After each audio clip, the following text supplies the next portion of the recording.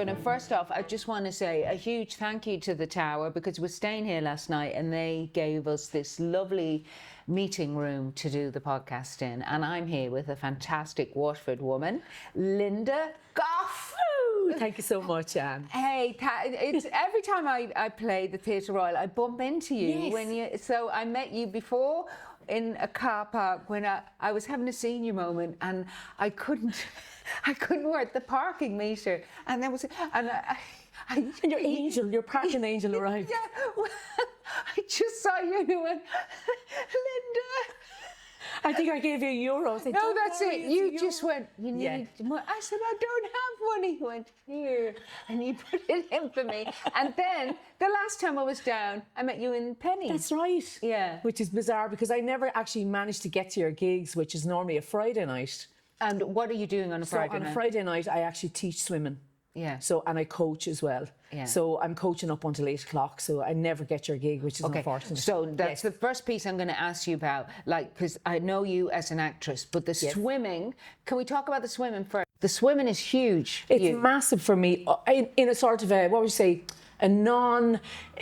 it's become my career with, not a career, but a sideline career. What is your main career? So is the acting? Acting is what I would sort of say I'm an actor. Yeah. But increasingly, it's and a swimming teacher as well. Yeah. So when I moved back to Waterford, I think I moved back in 2006. I was kind of at a loss. I was like, what am I going to work at? Because in Dublin, I'd been working at a hostel for homeless kids. So I was there, I was always doing relief work. Oh, wow. Yeah, so I was there for nearly 8 years in a place called Sherrard House, which was fantastic. It's just down off the North Circular. Yeah. So they were so accommodating to me because they'd leave me off to do auditions. And this is the whole thing when you're an actor. You have to have that flexible job. Yes. And it can be... This is the dilemma of people in the profession, because you want something lucrative enough so that you can live. Yes. But flexible enough so that when you get a job, you're allowed away. Like I when I was there, actually, I ended up doing Fair City for quite a long time. Yeah. And they were completely cool. They said, yeah, that's... sorry, now that's just my total... I was going, now this is great, because I've known Lynda for years, but I know so little about her career. I didn't know. Tell us about Fair City. So I don't know if you remember, they had a big storyline with Billy Meehan. So he was like the bad boy in Fair City or whatever, and there was weeks and weeks of he was doing awful things to Carl and Hilda Faye's character as well, Tracy. Yeah. So he got popped off in the end. He got hit with a golf club, and that was the end of that. And then they brought me in as his sister coming in to look for the inheritance. Yeah. So you were toughie? A toughie. So I was working in the laundrette. They had a laundrette. And what was your character like? So Chriso was her name, and she was. What was she tough, like? Oh, tough lady, tough out. What? Like, do a bit of her. Sorry. Oh, actually, one of the lines was one of the first lines was, "I'm here for the inheritance." So it was that, and it was to Carl, you know, it was in the pub. I got chills. Yeah, not to black. But so it was great. I can't remember actually the time frame. Did she have that really tough face, you know? Yes, that hardened. It was kind of like, you know, I can't think the character's name in EastEnders. It's not Pat Butcher, but it's that kind of, she had very sharp.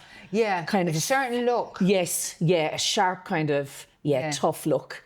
So when you were getting into her, so I'm leaping around all over the place. No, it's fine. But I'm just fascinated. When you were getting it, what was the name of your character? Chriso Montgomery. Chris. Oh, yes. That's hilarious. Isn't That's a real posho name. Yeah. Chriso. So like the landed gentry, I suppose they were having a laugh at that. Yes. So Chriso Montgomery. How did you build your character for that? I suppose it's they're the type of characters that I kind of gravitate towards. I really like that. There's a tough exterior, and underneath it then there's a kind of a vulnerability in it. So I would have played one of the first sort of straight plays, if you want to call it that I would have done here in Waterford with the Waterford Dramatic Society. So I started out doing musicals and Tops of the Town. Is that how you got into the acting? Yes. So what age were you? So I would have been about 18. 18. And Tops in the Town, do they still have Tops? No. It was this big competition And it was televised, wasn't it? Yes. So the way they worked it was, my father worked in Water for Crystal. So the way it started was I was swimming internationally. I was schoolgirl international swimmer. I was swimming, doing great, whatever else. And at 18, I stopped. I was like, I have enough of this. It's kind of a natural progression for a lot. Not so much nowadays because there is a life after it. But when I was swimming, there wasn't really anywhere to kind of go after 18 or 19 unless you were flying really high. Yeah. But at that stage, I was kind of... And that would have been a real discipline thing, because so what age would you have been when you got the buzz for swimming? So I would have been... So Dad worked in the glass factory, and the Water for Crystal had a leisure centre. And I think they built it in 1973. And I would have went out there around 1975 or so. I started swimming. Yeah. And then kind of by 1979, I was on the international team. Like this, it would have been what they call a schoolgirl international. So I would have swam at a kind of high level. And my sister as well, we both swam on the Irish squad. So then when I stopped swimming... But did you not think, I want to go to the Olympic level? Olympics and stuff like that. So I had a really, really good coach, and he was sort of starting to kind of filter a couple of us through to that kind of level. Yeah. But like way back then, like there was no sponsorship. There was, there was talks of going to do scholarships in Fort Lauderdale, and it was all that. Like, and I was 13 or 14. You're like going... the support system didn't seem to be in place. Yeah. Now, it could be wrong, because obviously some people did go. Yeah. But certainly for me, I didn't feel I could just spring off to America at 14 or 15. So I swam at a very high level, and then I just thought, right, And your commitment to the swimming would have been, I just know people who've done that you're up at like the crack of dawn. Oh, yeah. How many hours in the pool a day? So we were doing 6 mornings at the time, so we would have been doing you'd be in the water from 5:45 to 8 o'clock every morning, and then home out on the bicycle, or Dad would pick us up or whatever, depending on the weather. And we'd home then to school, and then back in the pool again from 6 to 7 every evening. And did you love it? Loved it, and I still do. So I swim as a master now. So I still do. So tell me, what does swimming as a master mean? So that means then once you get over the age of 25, you're considered a master. Okay. So I would have... I dropped out for quite a long time, and then I got back into it in my kind of mid-20s, 27, 28. And then I started training because I was living in Dublin at the time. So I started swimming with different clubs in Dublin. And then I swam a couple of master competitions. So you do master competitions now? There's world masters. Like you can go like quite big. So I train with the masters with a view maybe to going back and doing some competing this year. That is amazing. Yeah. And it's interesting at the time that you were doing it, because swimming became very high profile because of Michelle Smith. Yes. Because she won the 3 golds. That's right. I remember the Newlands were doing a comedy gig in the City Arts Centre when the Olympics were on. And it was like, stop the whole gig. Everybody, there was televisions put in the reception, and the whole audience came out to watch her win that race. Yeah. And it's funny because I was on a bus in Dublin around that same time, and people were talking about splits, and our split time was this and that, and you're like, God, this is my parlance, this is how I operate in split seconds. And suddenly it was in everyone's sort of lexicon. I would find that insane. From my mindset, the idea of something to be down to split seconds it takes a very particular mindset. Yes. Like, are you a very precise person? Yes, very much so. Very organised. I have to have, like, I would drive you crazy to the point of like we came back from Dublin yesterday evening, and I have everything back in the wardrobe and in the wash like that. Beds are made, changed, they dump, bump, bump. There's my sister. Yeah. I couldn't function if I didn't have Paul. Because really? I am at the exact opposite. I am Chaos. I am chaos. And so that's why I sometimes find myself slightly hyperventilating when I hear athletes talk about, and that was like, it's what does splits mean? So for instance, at the moment, I'm obsessed with trying to get my times down. I was laughing because somebody said to me, I just hit 60 this year. Yeah. And they were saying, and you're still talking about like decreasing your times. I was like, yes, you're like the poster child for, it's like, so I have goals set in my mind. So we would swim, say for instance, you're doing 10 by 100. So you're doing 4 lengths 10 times, and you might be doing them on 2 minutes. But within that, what you're trying to do is to keep it consistent. So when we came back, because I wasn't swimming during COVID, so obviously for 3 years, my fitness levels and everything just went. Yeah. So when I came back into the pool, I was hitting a time that I didn't want to be hitting. I wanted to take it down. So I'm looking at the clock and I want to hit about 1:30 for my 4 lengths. Yeah. So then you half that then. Your half is the split. So you're looking at, what did you swim for the 2 lengths? Okay. So say you do 40 seconds for the 2 lengths, then you have the remainder to finish the next 2 in. So your split is the half. Yeah, I'm listening to go. I'm listening to go. I'm so fascinated listening to you because I'm going, that is like, we are the same species, but yes. you might as well be from another planet. Yes.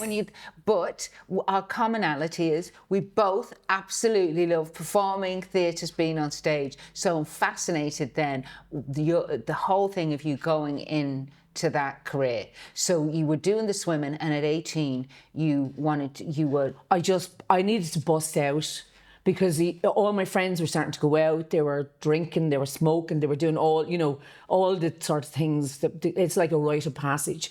And I felt I was missing out on all of that. And I didn't feel I was making any progress with my swimming. I just didn't feel what was next. Yeah. So I went ballistic.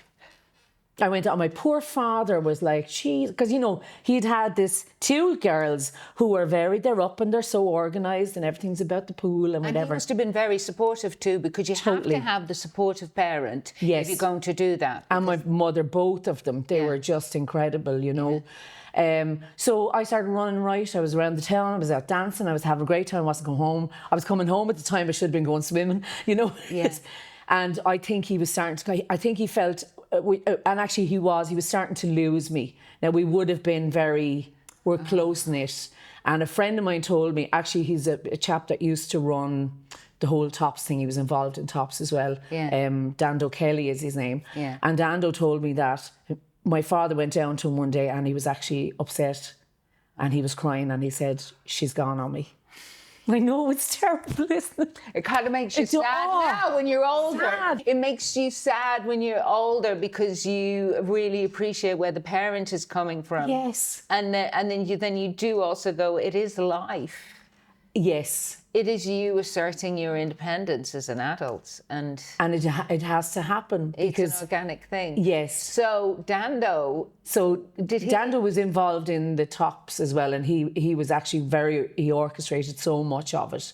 And how did you suddenly go, oh yeah, Tops? So my father was a beautiful singer, a tenor. Beautiful singer. Now, I don't know, because he'd tell you stories, but as far as I know, there used to be a competition in the Theatre Royal, and he said it was Hal Roach, right? Now, I don't know which, there's 2 Hal Roaches. There's an American Hal Roach who would have done all the music halls, and then there's the Irish Hal Roach, so I'm not sure which one it was. But my father won the singing competition, and Hal won. Would say it's the Irish one. Would say it probably is. Hal Roach was a film producer. Yes. And he wanted to bring my father on the road with him, and my grandmother didn't want him to go. So he gravitated towards music, and he was always singing. There was always songs in the house. So from when we were very young, your father could have been in showbiz. He could have been in showbiz. Do you think that was something in the back of his mind? 100%. 100%. I think so. So he was involved in Tops because he worked in Waterford Crystal. Yeah. And Waterford Crystal had their Tops at the time. Yes. So he said to me one evening, he said, will you come down and give us a hand with the set paint? And they're looking for bodies to help out with the sets. So I went down kind of reluctantly. Yeah. And then I was like, Jesus, what is this magic? There was singing, I was like... Yeah, because for those who don't know, Tops of the Towns was a variety show. Yes. Isn't it? Yeah. So it was everybody's skill. So did it include comedy? Yes. As well, it was musical numbers and comedy. So we have, there's a group here called the Bilberry Goats. And they do a show here every year, and it's just fantastic. They're all like regular guys who would have worked in the factories and stuff like that together. They're absolutely brilliant. So they would have done, that was the nucleus of their kind of start, would have been Tops of the Town as well. Yeah. So there's some fantastic comedians. and my father included as well. So I ended up then going on stage the next year in chorus. And then following year, I got a small part. The first time you went out on stage doing it, was that the bug? I was like, this is just... Yeah. It's just, I think what it is, it's not so much for the applause. That's a result. That's people's energy they want to... Yeah. But it's more that interaction. You're up there and there's like an orchestration. You can bring them with you.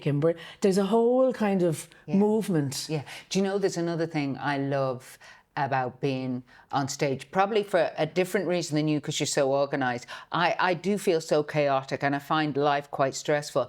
I love the purity of being on stage. Yes. Because you are totally in the moment and nothing else in the world matters but for that 2 hours that you are there doing the show.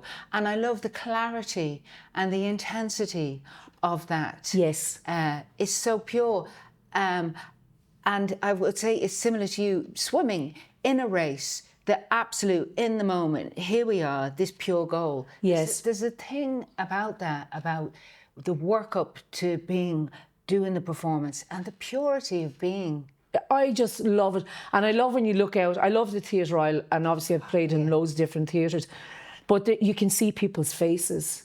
You know, when you look out, I did Shirley Valentine there, probably about 5, maybe longer, 6, Did you 7 play years ago. Shirley Valentine? I did, yeah. So I did it in Garter Lane initially, and then I went to the Civic with it as well. But I did it in the Theatre Royal. Now, the Garter Lane's beautiful as well, in that it's a little tight space. Yeah. So from a performance point of view. But the Theatre Royal is something, it's like it embraces you. It is a magic space, and it's built in like those old theatres. It's magic the way they built it for the closeness of the audience, the sense of an event, and the acoustic is magical. It's magical. Beautiful. I was getting the audience to sing when I was there, and it just knocked me here. The sound, Yes. even coming from the auditorium, you know. It's pure. There's a sweet spot in the centre. Yes. So you were doing Shirley Valentine, that's you carrying the whole show. Did you enjoy that? I loved it. I absolutely loved it. I don't know, people say to me, would you do it again? I know what it took to do it. I don't know if I could. I probably could. But the amount of work that was involved Did you make it leave her Liverpool? Or was she... Oh, Liverpool all the way. Oh, Liverpool. Yeah. Yeah, she had to be like, you know. Do a bit of a... what was it? She said, what was her daughter's name? Sorry, No, you're fine. I just love this. Yeah, and he goes, chips and fucking eggs. You know, and I'm going to Greece. But it took me, it was natural. I was able to get into it quite quickly. Well, the Liverpool accent is Irish. Yes. You know, it's coming from Ireland. And I find that the Dublin accent and the Liverpool accent are quite similar in a lot of their ways as well. Yeah. But so I did it the full Liverpool, and it was great. I absolutely loved it. Wow. Yeah. So is that the last stage show you would have done? No, I did. The last stage show I would have done was The Memory of Water with Ben Barnes. We did it in the Theatre Royal as well. So it's a piece where Tina Kelleher was in it as well, actually. Tina from, people would know her from Ballycassager, was it? Yes. Yeah. And Jenny Ledwell. Poor Jenny's passed away subsequently. Oh. Yeah, she was a beautiful actress as well. So there was a lovely Charlie Bonner. What was The Memory of Water about? So The Memory of Water is about... So I played the mother. The mother's character is called Vi. And she's died. She's a ghost in the piece. So she has 4 daughters who come home for the funeral. Maybe 4 or 5 daughters who come home for the funeral with their partners. And it's how they misremember the mother. Oh, wow. And it's fascinating because you will have a memory of your parent or what happened when you went on your... Brilliant, because I remember seeing the name of the play. When was that on stage? The Memory of Water would have been 20. So I did Shirley Valentine in 11, 12. It was shortly after that. So maybe it might have been 10 years ago now, I'd say. Yeah. But you were saying that I want to backtrack a bit. Yes. You did the Tops of the Towns. Yes. You started. So the first year you came down, you were looking at the sets. Then you were in the chorus. Then you were on stage. I was doing some singing. They gave me a line for a song. This time it's the big time. It's big kind of jazzy, razzly, you know. Oh my God! Yeah. So the first thing you're singing on stage is "This time it's the." Oh my God. So the first line that you sing on stage is "This time it's The big time. Yeah, big time of our lives. And it's just bum, bum, bum, bum. And I just loved it. Absolutely loved it. So with your discipline from the swimming, you went, there's a way into this. So not even. I was doing it for the crack, because the crack was fantastic. Oh, right, yeah. Because we were starting to do, I think we got through the semi-finals that year, and actually my father was in it as well. So it was kind of nice. He had me back in a way, but I was still able to run right because we were off and we were having great fun. We went to different places all around the country. And then I was doing, so then I did the musical society. So we have a lot of really good music here in town, musical societies. So I did De La Salle Musical Society. I did Mount Sinai Musical Society. I did Showboat. I did South Pacific. Wow. And played Queenie and Bloody Mary. And then I got nominated for an Ames Award for Bloody Mary for Best Comedian. Yeah. So it was kind of, I remember that was like a big, you know, like it was like the Oscars of. What is the Ames Award? So the Ames Awards is the Amateur Irish Musical Society Awards. So they go around all the different musical societies around the country, and they nominate. So when did you decide? Okay, I'm going to do this professionally. Even at that stage, I still wasn't. I was still doing it for the buzz of it all, and the camaraderie and stuff. Did you have a job? I was working in Waterford Crystal. Oh, what were you doing there? So I was working down on the line, basically looking after the glass coming through. Yeah. My father got me in there, and it was, when I look back on it, I won't say I didn't like it, but it didn't kind of suit my disposition. I just needed. I can't be held. Yeah.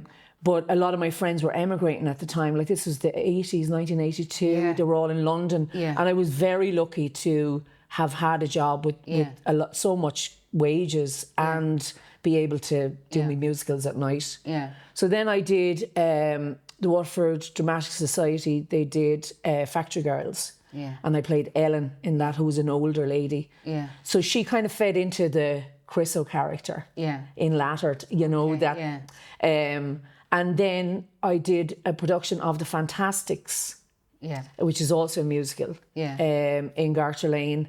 And there was a guy called John Farrell directed that. And John said to me, you should think about maybe doing this as a career.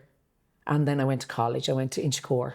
Oh, which college is? At the VEC in Inchicore. I did 2 years in, because it all happened quite quickly. The only other colleges that you could kind of access at the time was the Gaiety or the VECs. That is right, because it was a totally different time. I don't think they even had the course in Trinity at the time. No. They didn't. No. That didn't come in until 85, I think. Yes. So I would have went to college in 1990. And okay. so I think, I remember looking, maybe it was there, but I remember looking at the finances of it. Like I left my job and everything. This is the whole thing. It's so I just couldn't expensive, afford. isn't it? I went to drama college in London, but I got a scholarship. Yes. I mean, it's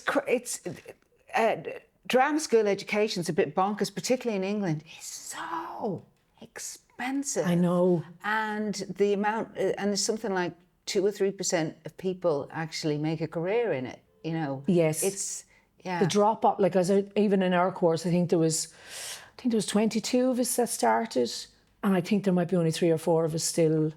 Because sort of chipping a living. Yeah, because the reality of it is everybody loves the whole piece of doing it, but a huge reality of a career in the arts is coping with the life that supports it. Yes, and that's the thing. You need that scaffolding. Yeah.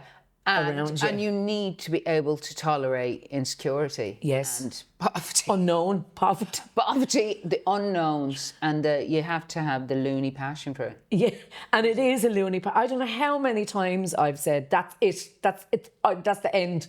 And then you get up the next day and you're like, one more go. That's it, you got one more go. The reason that I wanted to chat to you on the podcast was when I met you, you were just so inspiring about, you were so excited about the work you were doing and so enthused about where you were at your life. And I was saying, it's such a brilliant time for women our age. Yes. Because you were saying you're very choosy about what you do now. Yes. You've just done 2 films. Yes, which is great. So I suppose the choosiness thing is not really kind of like, oh, well, I'm not, it's not that. It's like, where do I have to go to make this happen? How long will I be away from it? Because obviously I still have a swimming, I have to look after people as well, and not just swan off into the sunset for some random, well, I don't know, see, it depends. So are you training people for big competitions? Yes, I would be coaching people as well. And I teach, adults as well, so you kind of have, it's that balance of like, how long and will I have to go away for? Yeah. Now, if it was something really amazing, of course I'd say, okay, and people understand that that's what I do, and I'd take off into the sunset, Because it's an amazing thing, the point you're at, like you could just get one particular film role or something that just escalates everything else. Yeah. So I did a film there last year, it's called Solitary, and it's on it won the Galway Fleadh, got Best Indie, and I just got an email from Eamon, the guy who's the director. Yes, last night actually, they've just been in France and they won the Atlas Dior Grand Prix. I love the way you say that to me. So I'm going, yes, the Atlas Dior Grand Prix. Yeah. Oh, not a bother. It sounds like the Perfume Awards. Yeah. J'adore. As individual as the woman you are. I just got the J'adore. You got the J'adore? Oh, fantastic. Can you smell the J'adore? As soon as you walked in, I went, you've got the J'adore. Oh, wow. I love this is brilliant. Yes. So so he was emailing us. It's done really, really well, and it's gone on to it's been in London, in France, and in Poland. Yeah. And it's up for the IFTAs as well. Right. So he was asking us to, to let people know as well, so they can vote for it. Yeah. So you can watch it if you're an IFTA member. So it's called Solitary. Yes. Now, I say it's just very small part, but it's such a beautiful film. So I did that last year. It's literally it was just like, wow, this script is lovely. I just love to be part of this. Yeah. And then I did another little short film called Samhain, which was down to the finals for the Waterford International Film Festival. Yeah. Now, it didn't win it, but again, it's just a beautiful piece as well, So, so I'm kind of thinking, there's... And then stage, I hear some actresses I talk to, they're very careful about what stage shows they take, because stage is such a commitment. Oh, it's such a commitment, and I love it. I absolutely love it. And a lot of work and a lot of energy, so it needs to be... It needs to be something like that, like, say, The Memory of Water. I love that now as well. Sounds amazing. The way you've described it makes me really want to see it, Yeah, it's a beautiful piece. But and I'm trying to remember if I've done anything since then. I'm sure I have, I just can't actually remember. I think you doing, what do they call it? You do putting up...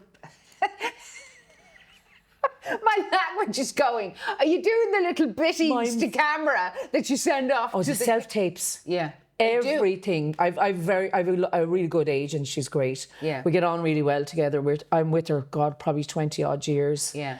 And I get seen for everything. I'm up for... Now, last year it was quite slow. There was a couple of bits and pieces came in, but it's starting to kind of pick up again. But the self-tapes are horrendous.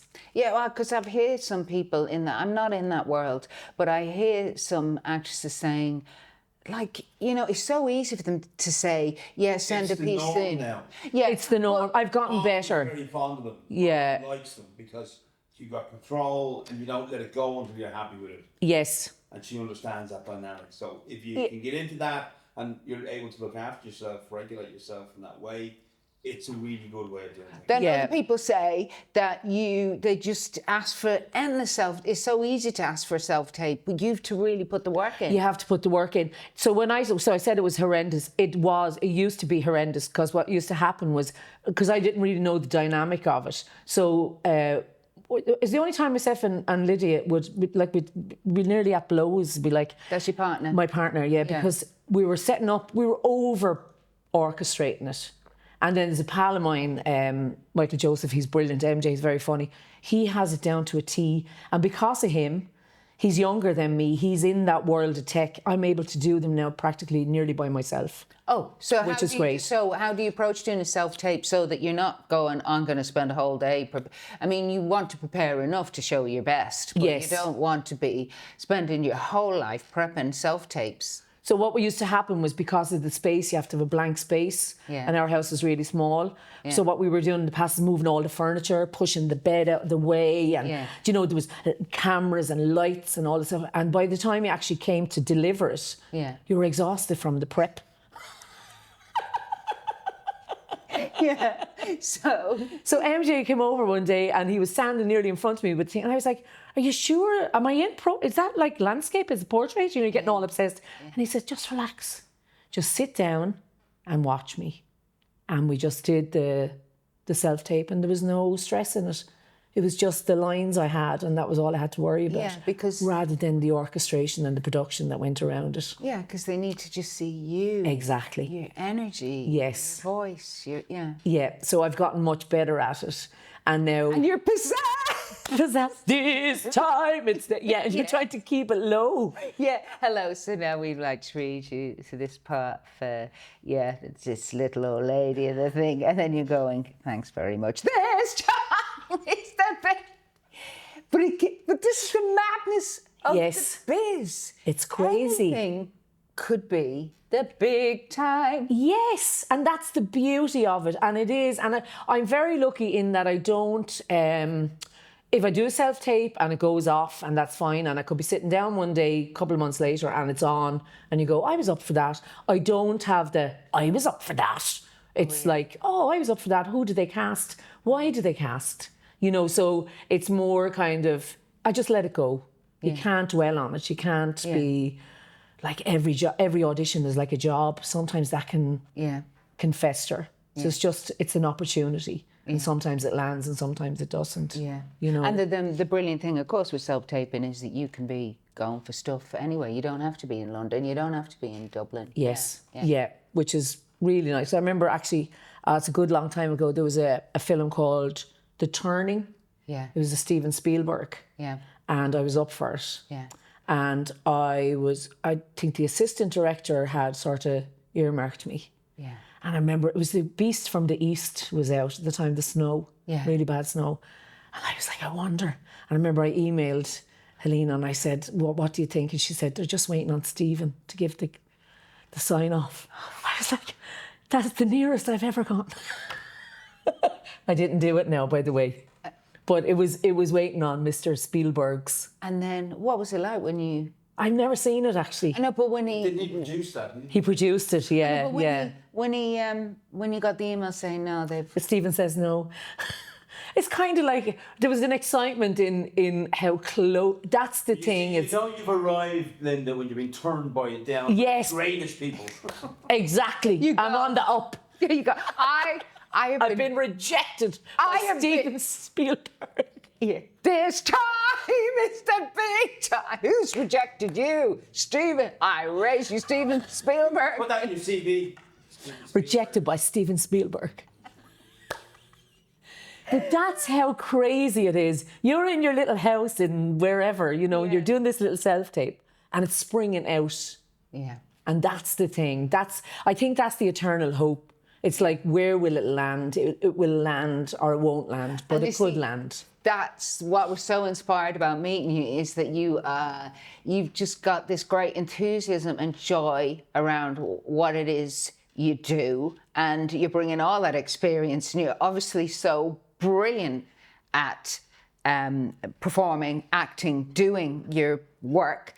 And the enthusiasm is still there. Yes. And it's a moment for, you know, there used to be a real ageism in the past. Not anymore. Oh, it's brilliant.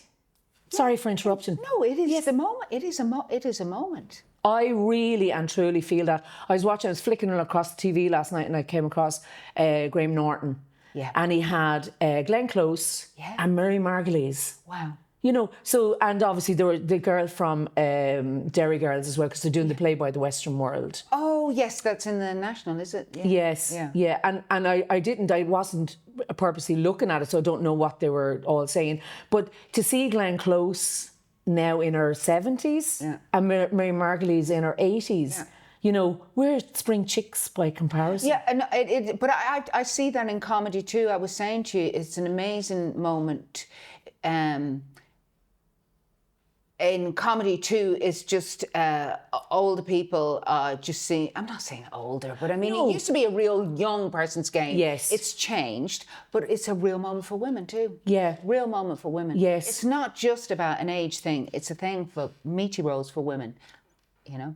And that's the difference. I even see it now, you know, you'd be on these casting, you see these castings coming up, and they might have like 18-year-old, whatever, and then they have a woman or man, 50, 60, 70, that I think, I'm not so sure, but say even, for instance, Solitary, the guy Eamon, who's the director and writer of that particular piece, I don't know, he might be in his maybe 30s. But the piece he has written is for an older man in his 60s, 70s, that younger people are seeing a broader outside of themselves. Yeah. That there's a richness out there I other remember than... when I started out, I loved seeing older performers on stage. Really?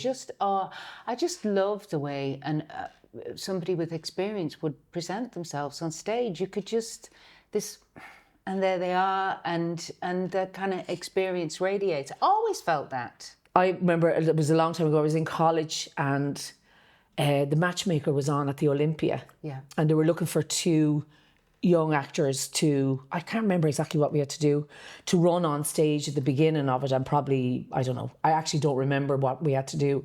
So myself and another guy that I was in college with, Trevor, we got the part. Yeah. And we went to do it in the Olympia. I remember the excitement of it. And Anna Manahan was backstage, and she was on a chair, the side of things, and I thought she was asleep. I said to Trevor, I think she's gone to sleep. You know, she's going to miss her cue, because we were all, you know, in the wings. Whoa! I know, mad enthusiasm, yeah. And I remember they said 5 minutes to call Miss Manahan, and she just got up off her chair and she went on set. And I remember looking, that was probably a masterclass for me in containment. Yeah. I was thinking, my God, that woman she's managed to put all her energy into herself in order to come on stage and perform. And that's the older person, isn't it? The experience. The experience. Yeah. And we were like hopping in the wings. Yeah. I remember, a really lovely first AD in Hollywood called David McGifford, who would have worked on Spielberg productions. And he said, the one thing you remember about an actor, just because they're offset doesn't mean that they're not working. Yes.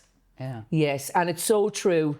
I remember doing a workshop with a guy in the Focus Theatre. Yeah. And one of the things he got us to do was a portrait.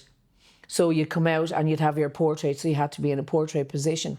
But then you had to perform pre and post portrait.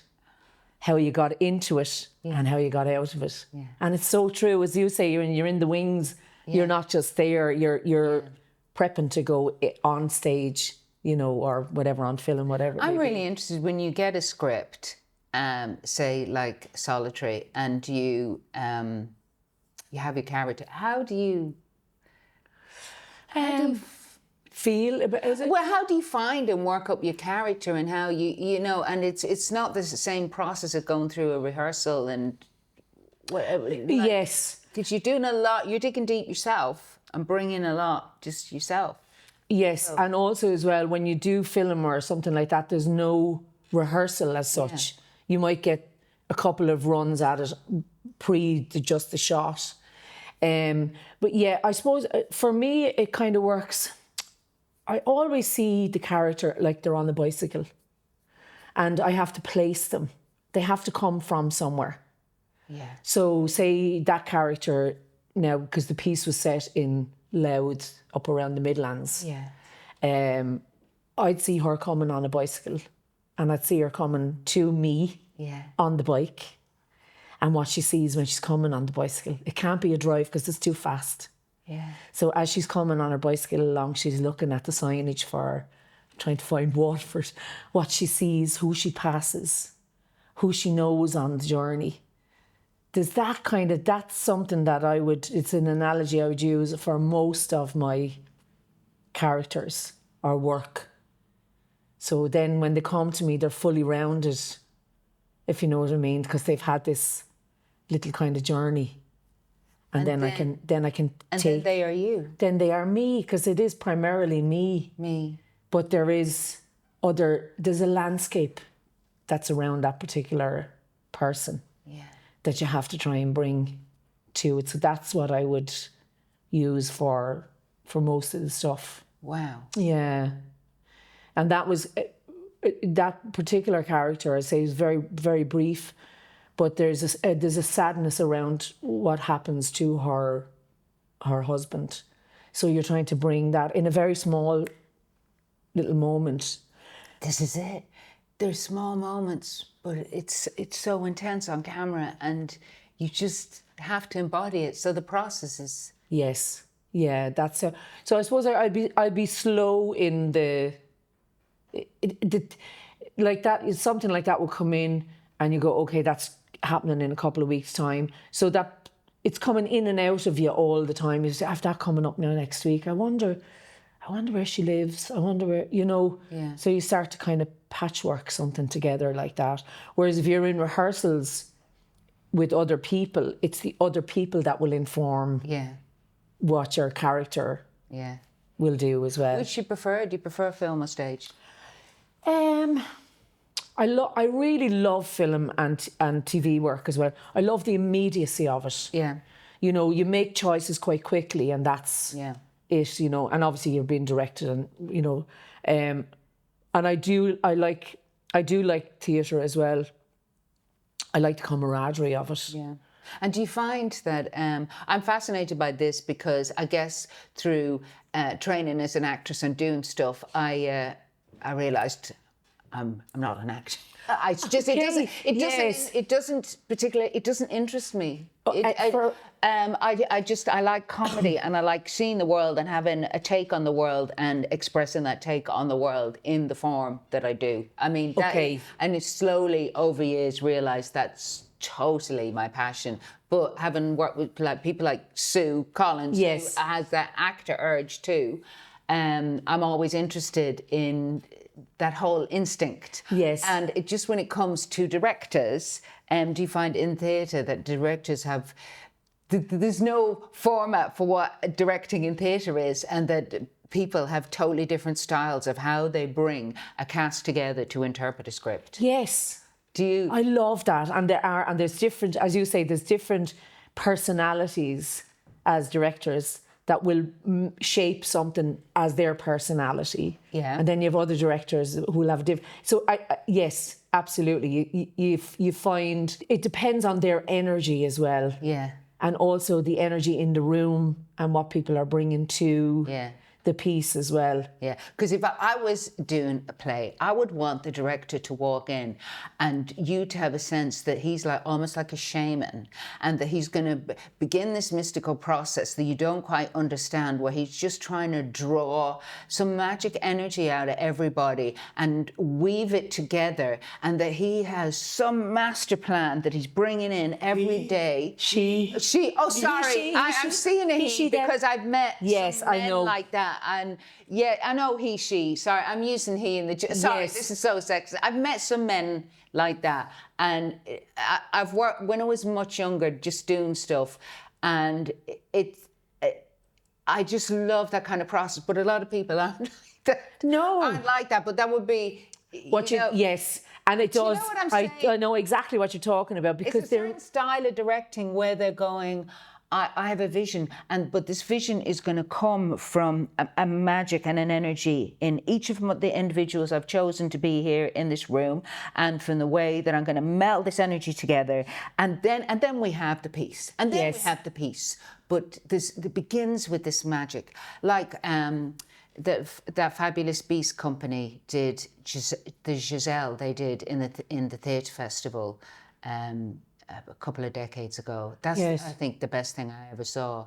That had that. I know it was kind of dance but it was theatre too, but some magical process had happened. I know exactly what you're talking about. And some people they do have the magic, and some are directorial, which is like, sit down, everybody read the script, read the script, Matt, that's what you're saying there now. And or in England, I remember a tutor saying sometimes a director would come in, this was in rep, and go, French's moves. What French's moves was, French and the publisher of all the plays, French's. Yes. So French's moves was basically the moves written in the published the published play. So they come in and they go, French's moves, and it was was prescriptive. Yeah, it was prescriptive. It's what's in the book, and everybody's going to move around. Yes.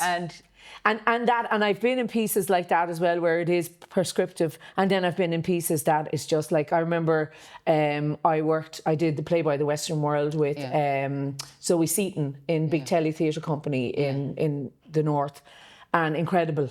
Just the way her mind works, and she kind of let you on. She'd let you kind of come to it yourself. Yeah. And obviously she had the vision as well, what she wanted. But while I was working with her on the play by the Western World, she said to me one day, what do you think of The Little Mermaid?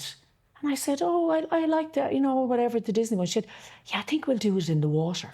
That's what I was going to ask you about. You did an amazing play in the water. Yes. Tell us about that. So I played the Ursula the Sea Witch in it. We went out to Taiwan with it. Now, as it turned out, it was the year. So how did you do it in the water? What? So there's a beautiful guy called Paul Boyd. So it's Paul Boyd's music, and he's done, he has done such an amount of musical work as well. He has pieces on London now at the moment as well. So he wrote a score for the piece, and big orchestration, like huge, big production, So we had divers and everything down underneath with tanks and stuff in case anyone got into tricky things. We had, there was a mermaid rock in the middle that sprung big fountains of water. They had a boat that sank. They had a castle. There was unbelievable, and this was all set up in pools. So, like for me coming in, there was dry ice across the top of the pool, and you'd swim through the dry ice and come up into the middle of it. It was great fun. Is that one of the favourite things? I loved it. Well, it's just because it's where you marry the two things together. I absolutely loved it. It was great. It was. And you went to Taiwan with it? We went out to Taiwan for 3 weeks with it, and then I went on to Copenhagen. I didn't go to Copenhagen with it because my father had actually died while we were in rehearsals. He had a massive heart attack. So I was all over the gaff. I was all over the place. How did you keep going? I think because I'd locked in obviously, but the body of work, I was so excited by it. I remember my mother kept saying, this is what your father would be. He'd want you to do. He'd really want you to do this. So that kept me going as well. But I was at sea in a lot of ways. Emotionally, I was very at sea. So when it came to going on to the last leg of it, I just couldn't. I was exhausted. I was exhausted from all the kind of the grief of it. Yeah. But that said, I really, really enjoyed the production. But that's magic. Yeah. That's the magic you were talking about. Yeah. It's where someone goes, we could make, I remember we were doing the choreography for it. We were doing it in a room like this, like pretending we were swimming. They had a synchronized swimming coach that came in, and we did it all on dry land and then put it into the water. So that's magic for me now. When was that? Again? That would have been 2006. Yeah. So it's quite a long time ago. Yeah. But I really, really enjoyed that. And as you say, the people have different styles, but I suppose that's the style that stood out for me with Zoe. And Joe Mangan as well, of course. Joe Mangan is great. I did the big house residential thing that she did. Yes. I did that in Anna McCarrick one year when I was just trying to find my way forward. She's Samuel French. It just came to Samuel me. French. Samuel Yes. French, the publishers of And Samuel Beckett would have been a Samuel French, I would imagine, as well, because a lot of his is... Yeah. Yeah. So the Samuel French is the publisher of all the plays, and that's what French's Moves was. French's Moves, and everybody out with the play. Moves, yes, okay. Do you know what I mean? No, but I love that. Practical. So Joe is another one of those ones where, like, they did Candide with them, and we won the Irish Times Award. Yeah. I didn't see that, and that is a production people still talk about. Yes. Yeah. That was incredible.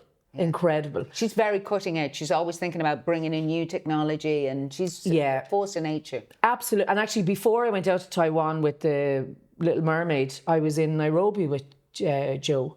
We went out to work with the Armani People's Theatre. So I was out there for, I think it was about 6 weeks or so. Wow, what were you doing there? We went over with, Troker brought us over so we could work with, collaborate with a theatre company in Nairobi. So we worked together. Tom, Joe's husband, we would have collaborated the script and performed then in Nairobi and also down in Mombasa.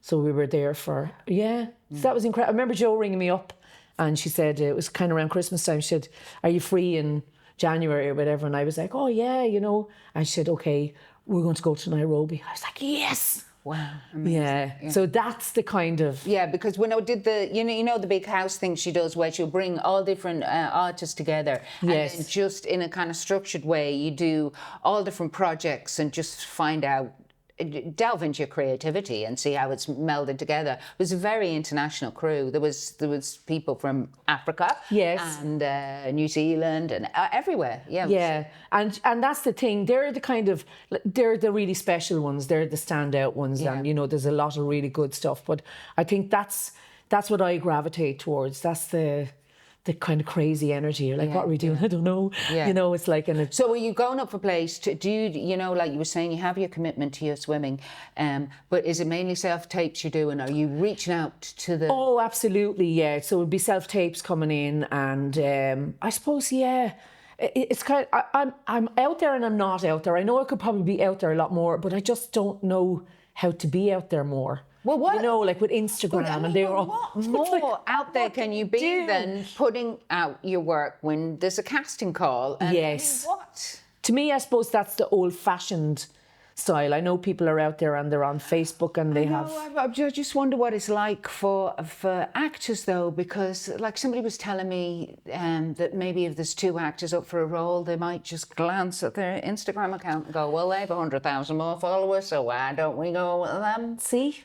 And I'm not going to have 1,000 and odd followers. I barely go on Facebook myself. You know, I'm not... I know, but that to me isn't what it's about. Yes. And I would agree with that as well. If I use it because I am selling my content and my the work that I do. So it's like continually promoting the work that I do. But I think it's difficult for an actor. It's a difficult space for an actor. Then. Yeah, because you're always in isolation. Like there is a certain amount of promotion and whatever, say, films are coming in and they're going out and whatever else. But I can't, like, people say, what is it, like, I can't think the name of it. Anyway, it'll come to me. It's like a casting... Spotlight. Yeah. Is it Spotlight? Yeah. Is that where you're on? Yeah. Well, Spotlight's the book, isn't it? And well, there's like yes, no, but there's but you can put your show reel up as well. Okay, yeah. That's terrible. I can't think the name of it. I keep saying I'll have to go on that. It's like Spotlight, but it's a platform. A platform. Yeah. And you can put up pieces. You can change your piece every second week if you want to. I don't have that. To do that. That's what actors have to do now. Yeah. Like it's one of the things. It's one of the things. It's one of the things, but I'm just an agency attitude. I know, but yes. But when co-op, it's like a co-op. But when I hear that, I go, it just feels like there's an obligation. Then, if you feel that you should be, and then people are doing it because Instagram has become that for performers. Yes. I mean, for actors, Anne, I don't believe it's for actors. actors have to go through agents and go. I agree. and everything. Yeah, but there is. Oh, geez, it's terrible. I can't think of it. I keep saying I'll sign up to it or whatever. No, but that's why it's so inimical to what you want to do. I can't even remember the name. Even your psyche's rejecting it. I will not allow you to remember the name because it's not part of the big time. Why don't you just take the P out of it? And every couple of weeks, I've got a new, but this week can put on a different wig and go, the big time. I love it. I'm still here. Still here in many guises. Waiting for the big time. Yes. And it's that thing, it's just to be, I was always just wanting to be just doing exciting things. Yeah. And working and doing nice things that you kind of go, oh, this like gives you a little fizz in your belly. It's going to be something, Yeah. you know. Yeah, and if I go on those sort of things, you're like, I don't know, where would it land? Oh, I sometimes feel totally overwhelmed like that with Instagram because it is just... It's content. relentless marketing tool now, and you just feel you have to be part of it. And I sometimes... No. But you have Paul. Do you do a lot of? Yes. Yeah. No, but I... Can we stop talking about Instagram? Can we do something else, please? Oh, I'm sorry. Jeez. Oh, my pain in my rocks talking about Instagram, darling. I understand. I do, because I'm the same. I live in that world as well where people are saying, are you up on, are you doing? And you think, like, no, I don't have time in the day. I'm trying to keep... Tell me about your swimming community here. Yeah. So, yes. So the swimming community here would have really... So I would have been teaching... So, yeah, when I moved back from Dublin, I was at a loss of saying, what will I work at? And... Why did you move back from Dublin? I moved back from Dublin because Sadie had passed away. And so I was up and down a lot more because my mum was here by herself. My sister was living in Dublin at the time as well. Yeah. So it was just, we were making more kind of contact to home. Yeah. And then I met somebody from home and I ended up in a relationship and we moved back here. Yeah. So I was like, what will I do? Jesus, what will I do? And I ended up doing some care work again for a short time. And then it was suggested to me, why don't you teach swimming? And I was like, oh, okay. So that's when I started to do... Waterford be a big centre of swimming in Ireland? It would be probably not as big as, say, Dublin or Cork. They'd have a lot more pools. Places, yeah. They would have a lot more facilities. Yeah. So here in Waterford, we have Waterford Crystal Swimming Pool, obviously. We have Splash World in Tramore. They have the Sharks. And do we have a second? No, that's it. Two pools. Sorry, Kingfisher. What is the length of a 25 metres. 25 metres. Yeah. That's your standard. So there's only two 50-metre pools in the country. If you are competing at Olympic level or a big international level, what is the length? 50 metres. So there's only two 50-metre pools? Yes. We have one at the NAC, which is the NAC in Dublin and Blanchardstown, at the NAC, the National Aquatic Centre. The NAC, you're up in the NAC. And then you have UL as well then in Limerick. Okay. Yeah. So there was talks of they're building a 50-metre pool as part of the university, Setu. Oh, yeah. Yeah, because they have the WIT Arena or the Setu Arena. So that's the southeast. Yes. Yeah. It's like a body of excellence. Waterford Tech, was it? It was WIT, which was the Waterford Institute of Technology. Yeah, so now it's Setu. It's a uni. Yes, it has uni status, but that hasn't materialised as yet. But yeah, so I would have started teaching kids primarily, and I was doing private work and doing group work as well. And then over time, particularly since COVID, everyone kind of took to the seas. And of course, we have a great coastline. Somebody was saying to me, it was swimming. It was just swimming before COVID, and then suddenly became sea swimming. Sea swimming, exactly. And the dry ropes. And do wellness. you have a dry rope? Yes. I know some sea swimmers who would go, all the committed sea swimmers who go, I wouldn't go near a dry rope. I know, that's exactly it. So it became the dry robes and the non-dry robes, and I just swim in my Speedos, and And my dirty old towel I've been using for the last 15 years. Thank you very much. Yeah. Definitely was that kind of thing. There was like an influx. Yeah, the newbies were all the dry robes. Yeah. And so from that then people were out swimming, and then slowly but surely they were coming to me because they wanted to get better in the sea or whatever else.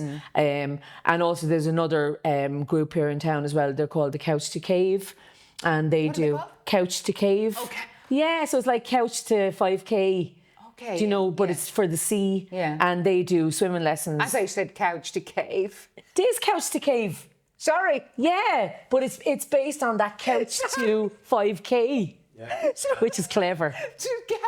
Sorry. So hang on a second. Couch to cave. So you're swimming from what cave? Where's the cave? So is there a cave? No, but where's the cave? So the caves are out. So if you go out, there is caves. Yes. Now. So you swim. So the whole idea is you start You small. have to understand me. I'm going. Couch to cave. No, for cave. Okay. What part of the coastline is that? So they do all along. Start in Dunmore East is primarily where you do sort of the swimming lessons. They do them there, the open sea, and then they'll swim up as far as Kilfarrassy and Bunman and all along the kind of Copper coastline, which is full of caves. Oh, is it? Yeah. So as you're swimming along, you can swim. Yeah. So you'll go out on these kind of 2K swims. 2K in the swim. Yeah. They'll go off out for a K, 2K. There's all different levels, and they go out to swim. And they kind of the end of the day is you go into the caves, and so a lot of people would come to me for that as well. They say, I'd love to do the Couch to Cave. They can do it with the Couch to Cave as well. So there's kind of a crossover. That's amazing. Yeah. And then you two build up their whole confidence. Yes. And so it's So a lot of them would be what they say, I'm only a dipper. So they're dipping. And then they want to say, I want to swim as far as the boy. I'd love to do that next year. You know, so you see people do that. Yeah. Because it's quite a It's a huge thing. achievement for adults. It builds up your whole confidence. Yes. To be, And there's a community of people, men and women out there. What do you think sparks that in people that suddenly at an age say, I want to do this now? And it's totally new. I think it's because of all that dry rope stuff and all that, however much we kind of take the proverbial out of it, it actually gave people the confidence to say, geez, I'd love to do that. You know, they couldn't access pools or even if they had been able to access pools, they mightn't have gone there because women kind of think, oh, Jesus, look at the size of me or I'm uncomfortable. But suddenly all these women were out, there was a liberation, and men. And I think the sea was seen as such an amazing resource. Yes. Why not get in it? Why not get into it? It's there. So I think that sort of started that avalanche of swimmers or sea swimmers. And I say now it's mostly adults that I would have. I still obviously take the kids. I do a lot. I would have been doing some coaching with the club as well, but I took a back seat on that last year. We had, there was kind of stuff I needed to be around for home. But I think it's that thing of people are like, yeah, well, if Mary down there can go off in her little Speedos, why can't I do it? Yeah. Do you know? And they meet for coffee, and there's a whole kind of... Oh, it's wonderful. And then it makes you feel so positive. It's the positive ions out there, and then it's the cold water, and what it does to your body is phenomenal. It's amazing. And even, I remember now, I'm going back 30 years. When I was sort of swimming or whatever, I was looking at going on these swim trek holidays. Yeah. Where you can go to Malta and you swim from Malta to Gozo and Gozo to some, so these now people are going on them. They say, I'm going off on a swim trek holiday. I have a girl now at the moment and she wants to do, I think somewhere in Spain.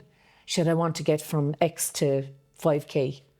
Do you know? So she has our programme and we work towards that. That's amazing. So it's become a really big... You're in such a nice place in your life because you're absolutely loving this. Because often with performers, the job they have to do for the cash is a little bit... Yes. Whereas it's feeding your soul. Completely. So you're feeding your soul from your two loves. Yes. I think I'm going to wrap it there. Absolutely. That's so wonderful. And that's it's such a positive story. Oh, thank you, Anne. Such a positive place. Yes. The two things that feed your soul have come together, and here you are in beautiful Waterford. I know. Waterford, exactly. At the top of your game. Yes. Absolutely. And hopefully more. Thank you. Thank you so much, Anne. Thank you. My friend. And thank you, Paul. Long-suffering Paul.